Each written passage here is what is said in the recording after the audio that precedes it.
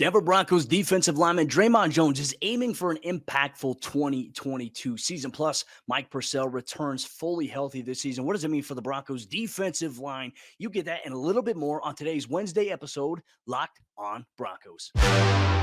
You are Locked on Broncos, your daily Denver Broncos podcast. Part of the Locked on Podcast Network. Your team every day.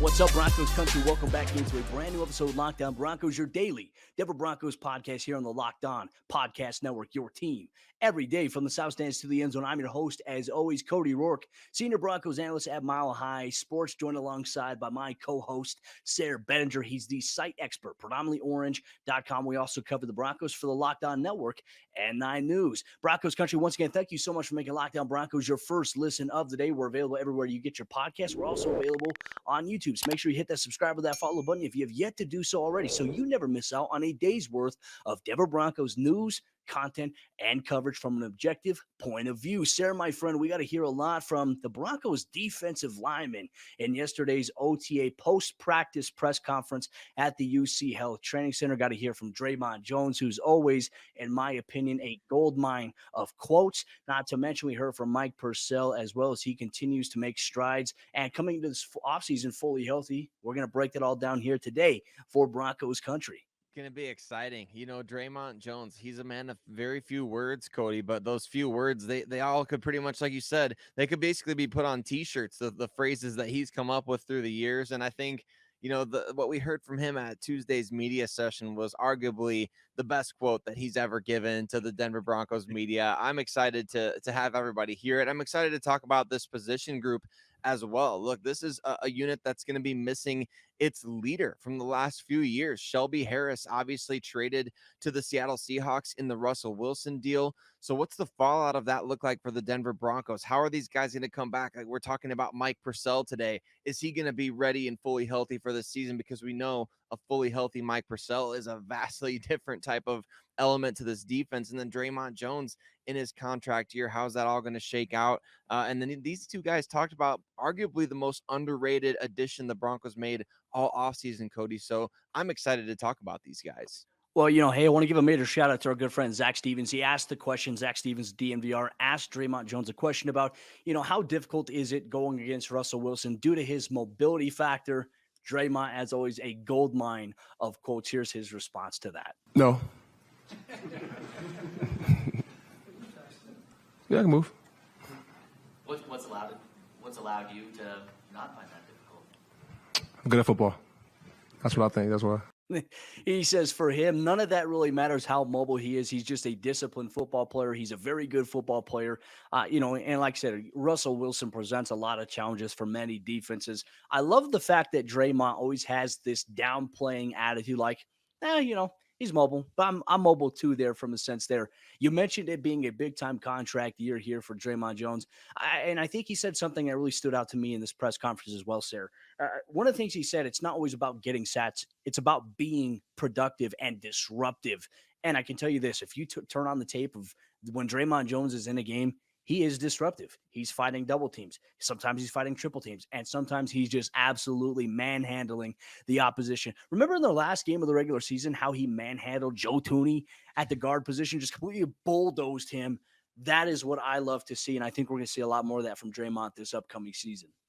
Well, and he talked about, you know, a couple of specific examples from last season, the Jets game versus the Detroit Lions game later in the year, where he had better statistical production against the Lions, including that one drive where he just basically destroyed everything. I mean, it was one of the greatest things you'll ever watch.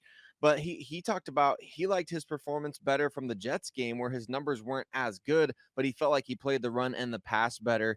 And believe it or not, the entire media session with Dre'Mont Jones was over 5 minutes. So he didn't just answer every question like that. But I love when he picks and chooses the times to answer things like that, because this is such a crucial year for him. It's a contract season. The Broncos just gave a bigger contract to DJ Jones on the interior defensive line, and they've got a lot of other guys that could be priorities in the coming months, in the next 12 months. You got Russell Wilson, who could be due for an extension. You've got Bradley Chubb in a contract here. You got a lot of guys on this team that are going to need some attention. But in my opinion, Cody, when we did our episode on who's the most irreplaceable Broncos players on the roster, I feel like Dre'Mont Jones he's crept his way up there, hasn't he? I mean, he's one of those guys that I feel like, from an interior pass rusher and just overall defensive line perspective, you have to have disruptors in there. And I feel like he's proven his worth as a long-term contract guy with the Denver Broncos. I think he's certainly been on the trajectory as well. And going back to his point, he doesn't seem like the type of guy that is all about numbers, right? Like, even if he were to get, let's say, 15 sacks, I still don't think Draymond would actually care about numbers. He's going to say, you know what? Did I get to the quarterback enough? Did I pressure? Did I disrupt enough? You got to love that. And I love that in Draymond personally. I think he's the perfect kind of, hard hat, lunch pail kind of guy here for the Broncos defense. It's great to see. And even one thing, too, he said, one cliche that we always hear about. And look, I think us in the media, we are very guilty of saying this or setting it up as something, but finishing strong. Like, can he finish strong on a play? Can you finish strong on the season? He hates that term. And you know what?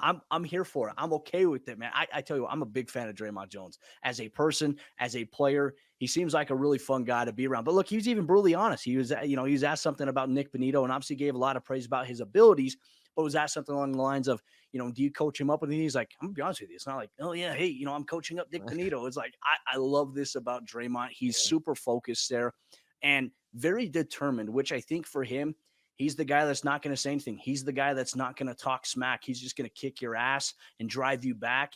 And that's frustrating if you're an offensive lineman or an opposing offense, because I think this is going to be a year that we really see Dre'Mont break out in a big time way. But speaking of breaking out or returning back to a breakout form, what about Denver Broncos interior defensive lineman Mike Purcell, who's coming into the season fully healthy this upcoming season? We'll hear a little bit from Purcell about his recovery from a Lisfranc and a broken thumb, not to mention some experience here in a Giro Evro's defense. You get to that and a little bit more coming up here in just a moment, but let me tell you about Blue Nile, the sponsor of today's episode, Lockdown Broncos. At BlueNile.com, you can celebrate all of life's special moments, from creating the custom engagement ring of her dreams to gifting a classic and timeless jewelry piece, all at the prices that you won't find at traditional jewelers here today. And whether you're ready to pop the question or you're celebrating a milestone moment, find jewelry as unique as her with the modern convenience of online shopping at BlueNile.com.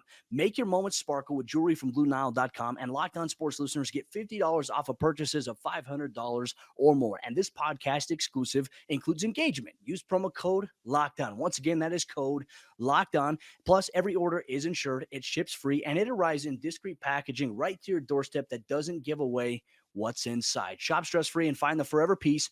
Go to BlueNile.com. As we jump into the second half action on today's episode, Lockdown Broncos, once again, mile high salute to everybody in Broncos country. Thank you so much for making Lockdown Broncos your first listen of the day. Real quick, got to give a special shout out to our good friends over there, Chris Maselli, Kyle Sullivan, the hosts of the Locked On Avalanche podcast. The Colorado Avalanche have won the Western Conference Finals. They've advanced to the Stanley Cup here. Can they bring it home? Make sure you check out the Locked On Avalanche podcast before the puck drops, as the Avalanche look to host up that Stanley Cup trophy once again. Sayre, my friend, continue on our conversation here on today's episode of the show here. We heard from Mike Purcell yesterday at the UC Health Training Center following another practice during voluntary, yes, I had to say the word voluntary, organized team activities. And I tell you what, Mike Purcell has been one of these players, Sayre, that has consistently, I think, been under the radar this offseason and in the eyes and the minds of Broncos country. He hasn't been talked about enough. And I know that we mentioned the Broncos going out and getting DJ Jones, bringing in Ioma Uwazurike in the NFL draft.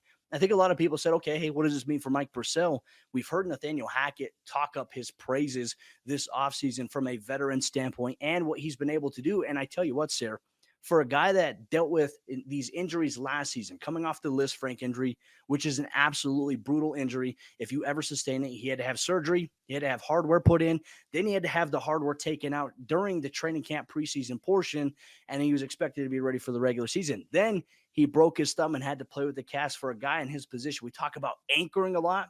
it was a hard thing for him to do last season, but he fought through a lot of those injuries and his play dropped off a little bit because of it. But I think a fully healthy Mike Purcell will remind a lot of people in Broncos country and other media members, hey, he's not going anywhere. It really will, and we've talked about this before, and I've been pretty open about the fact that like my opinion from the outside looking in on Purcell has been fairly fluid. I feel like if he's not fully healthy, it seems like you could save quite a bit on the salary cap by cutting him.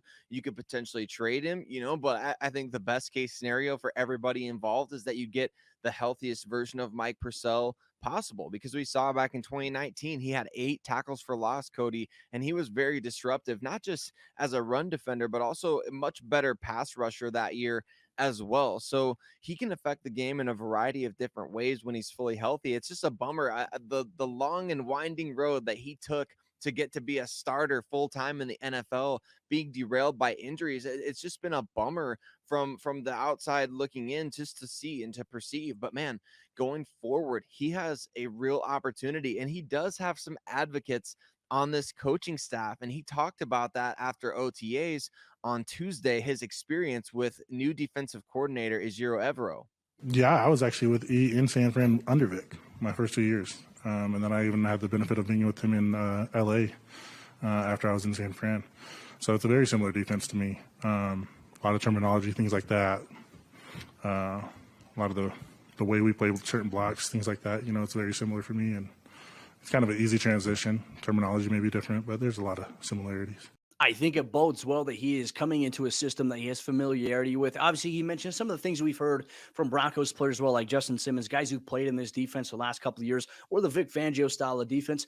The terminology is just different. They're going to use different words for different things, different coverages. You don't want to have the similarities out there, because let's say Vic Fangio returns to the NFL one day. If you use a lot of those same terminologies, it'll be easy for Vic to go to the offensive coordinator for whatever team he's coaching on in the future saying, hey, all right, this is the terminology they're using. That means that they're doing this. So you always have to change things up, which I think is a challenge. But even for coordinators, they kind of come in and they change the terminology of something that's like team related. So like something for the Bronco, they could call it Stallion as one of their coverage package instead of the Star or Joker or something like that. They'll have different terminology there. But I think for Mike Purcell here, it gives the Broncos some opportunities. I think we've talked a lot about the edge rushers here, Sayre, for the Broncos. They could do various packages. I think if you want a power rush package, you go with Randy Gregory, Bradley Chubb. But if you want that speed rush package, okay, throw in Nick Bonito and Baron Browning off the edge in those certain situations. But I think the same can apply here on the Broncos defensive line. Let's say you're playing a run-heavy team. Let's say, I don't know, are the Raiders going to be as run-heavy maybe as they were last year? I don't know, especially with Josh McDaniels now coming in. It's possible. But when they play the Tennessee Titans against Derrick Henry, I mean, you're going to tell me you're not going to have a defensive line that has Dre'Mont Jones. It's going to have DJ Jones and Mike Purcell somewhere on there to plug the interior while having your outside guys contain against the run. I'm telling you, the Broncos can do a lot of really unique things with their defensive line, their defensive interior. And as we've seen, you need a lot of depth there. And hopefully, in the specific case of playing against Derrick Henry, Cody, hopefully Derrick Henry is shaking in his boots just with Josie Jewell being out there on the field. We all know that Josie Jewell absolutely destroyed him a couple years ago in that season opener, one of the highlights of Josie's career. But in speaking of the interior defensive linemen, obviously those are some guys that everything that happens off the edge, in my opinion, is going to filter through what these guys are able to do. Mike Purcell, he talked about DJ Jones. He talked about how, yeah, he's not the tallest guy, but man, he plays with great leverage, and he's so strong. He's so quick off the line. And that's so important, when you're talking about having productivity off the edge, which the Broncos really haven't the last couple seasons. Of course, injuries have contributed heavily to that. You had the season ender for Von Miller back in that season where Josie Jewell made that big play against the Titans. And then you had obviously Bradley Chubb dealing with things since 2019. The productivity off the edge hasn't been there, but a lot of that has to do with a lot of just changing around, a lot of bodies moving around because of injuries or other reasons on the interior defensive line. I think having that consistency there, having DJ Jones, who Mike Purcell is very familiar with, dating back to, again, their time in San Francisco. It's crazy. A lot of who you know and what you know and the places that you've been in the NFL, how things can connect and intertwine themselves, these stories over the years. It's cool to hear Mike Purcell talk about DJ Jones and their relationship and watching him grow from a young player to now being teammates on Ejiro Evero's defense in Denver. Oh, and we're going to hear a little bit from Mike Purcell about DJ Jones coming up here in just a little bit. We're going to focus on the defensive interior outside of the guys we talked about. We're going to talk about DJ Jones. We're going to talk about McTelvin and much more coming up here in just a moment. But before we do that, Broncos country, let me tell you about the other sponsor of today's episode of the show. It's your good friends over there at Built Bar. And Built Bar is dropping a brand new flavor here today at Built.com. That is caramel brownie. If you love caramel, if you love brownie, they've combined the best of both worlds into one amazing protein bar covered in 100% milk chocolate. You can go to Built.com here today and you can get your hands on a box today. Or if you like the amazing original flavors, the 9 amazing original flavors that they do have, or some of the limited time flavors like the puffs, the brownie batter puffs, the churro puffs, or the brand new granola bars, make sure you go to Built.com today. Each bar contains 17 grams of protein, 130 calories, and only 4 grams of sugar. And you could get 15% off your order here today by going to Built.com. And when you go to checkout, make sure you use promo code LOCKED15. That is one word, LOCKED15, to get 15% off your next order at checkout at Built.com. As we jump into the fourth quarter action on today's episode of Lockdown Broncos, once again, Broncos country, thank you so much for making Lockdown Broncos your first listen of the day. Whether you're listening free and available everywhere you get your podcast, or if you're watching on YouTube, don't forget to do your bicep curls each and every day alongside listening to Lockdown Broncos, the best Broncos podcast for daily objective news content and coverage of all things orange and blue. Continue to talk about the defensive line in our defensive line special episode here today. For a guy like DJ Jones, who we've been talking up, obviously for the Broncos, a key offseason acquisition, we heard from him a couple weeks ago in the media, and he said for him, one area he really wants to evolve is as an interior pass rusher. He wants to get at least 5 sacks or more this upcoming season. He doesn't just want to be known as a run stopper. He wants to be able to get after quarterbacks. And I tell you what, there's a really good example on tape of what he can do as a pass rusher and sacking quarterbacks. And unfortunately, it came against who? Russell Wilson, when he was a member of the Seattle Seahawks. And obviously that'll be a fun training camp battle to watch this summer when he goes up against the Broncos first team offensive line. We get to see some of those guys compete a little bit there. But in terms of a guy like DJ Jones, Sayre, you were talking about Mike Purcell and his experience with DJ a little bit. Here's what he had to say about obviously reuniting with him and now DJ Jones now being a member of the Denver Broncos on the interior of that defensive line.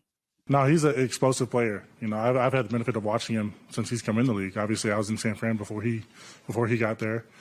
So I've had the benefit of watching him grow, and he's become one of those fierce run defenders in this league. And the way his leverage, obviously he's not the tallest, but his leverage, his strength, his explosiveness, all benefits him in that run game. And you see it on tape when he strikes initially on the inside play to the offensive lineman, his ability to get the leverage, right? There's a saying in football, the lowest man wins. Leverage anchor. That is everything that DJ Jones epitomizes. I don't even know if epitomizes is a real word. I'm going to run with it here on today's episode of the show, but he's just so good at that because he gets underneath those pads and he steps, but he moves laterally really well for a guy his size. And that's something that also Mike Purcell does as well. I think that'll add a very interesting dynamic to this Broncos defensive run stopping, which there, as we know, wasn't as good as it should have been last year. And obviously we could equate some injuries there, but other guys have to step up. And I think we all want to forget about that Cleveland Browns game where the Broncos just seemingly couldn't stop any rush, whether it was 3rd and 15, they were giving up 17 or 18. It was a brutal time last year for the Broncos against the run. And that's a big reason why George Paton went out this offseason, got DJ Jones, brought in Ioma Uwazurike, and really beefed up the Broncos defensive line. Who other Broncos defensive interior linemen do you have your eye on here this offseason?